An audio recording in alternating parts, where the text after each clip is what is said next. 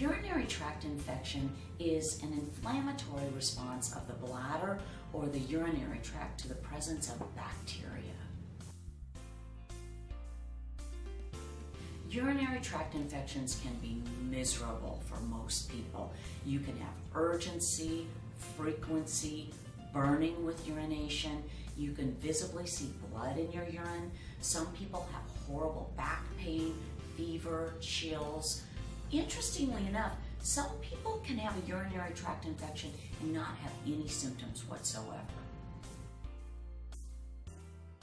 When women are first becoming sexually active, they can start to get urinary tract infections. And then the second time that we start to see UTIs is after menopause, when the vaginal tissue becomes dry and the pH changes. We start to see more urinary tract infections.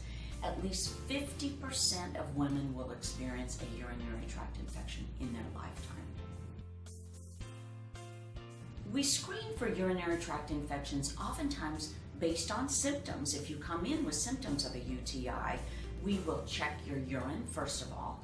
And the urine oftentimes will be cloudy, will have a foul smell. When we check it in clinic with what we call a dipstick test, it will have white blood cells, bacteria, sometimes red blood cells.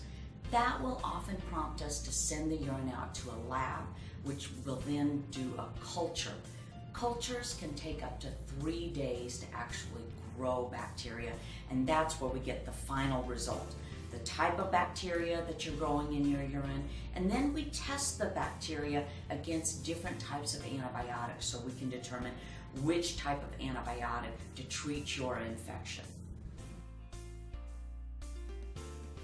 We don't always know what causes a urinary tract infection. We always want to rule out major things like a kidney stone or an anatomic abnormality such as reflux, where the urine goes backwards up towards the kidneys. So sometimes we get imaging studies. We get an x-ray of the kidneys, we get an ultrasound or a CT scan, or we get an imaging study of the bladder. Sometimes we take a little scope to look inside the bladder just to make sure that we're not missing major things. When we rule all of those things out, then sometimes it comes down to just you and either your behavior or your anatomy. Some women we think are born with a shorter urethra, and as a result, it's easier for bacteria to get back up into the bladder. The vagina is full of bacteria, and the bacteria is healthy for the vagina.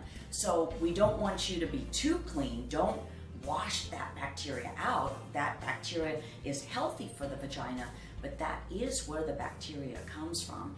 And sometimes that bacteria goes backwards into the bladder, whether it's during intercourse or whether it's from holding your urine for long periods of time, or it's from not drinking enough fluid. There are lots of reasons, but that's when it comes into behavior changes to try to prevent the urinary tract infections.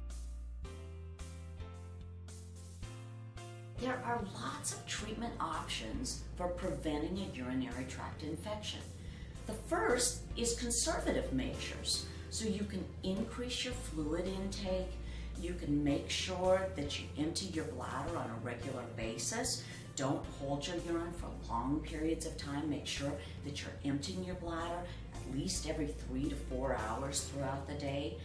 Make sure that you get your bladder to empty. Some people have to double void or urinate twice. Urinate, wait a couple of minutes, and see if you can get those extra few little drops out to make sure that you're emptying your bladder completely. There are lots of conservative things that you can do. Sometimes we try other conservative measures, such as changing the pH of the vagina. If you're postmenopausal, we can add a little topical estrogen to your vagina to change the pH to try to prevent bacteria from going backwards up into the bladder. Other options, we can add cranberry pills to try to change the pH of the urine. We can add vitamin C, we can add probiotics. There is an over-the-counter product called D-mannose that coats the bladder to prevent bacteria from adhering to the bladder lining. There are lots of over-the-counter and conservative things that we can try. When those things fail, then we start to try medications. We can try a low-dose preventative antibiotic that you take after intercourse. We can try a daily low-dose preventative antibiotic, a low-dose antibiotic that you take every single day just to flush the system and try to get that bacteria out of your system. We have lots of options, lots of ways of preventing urinary tract infections.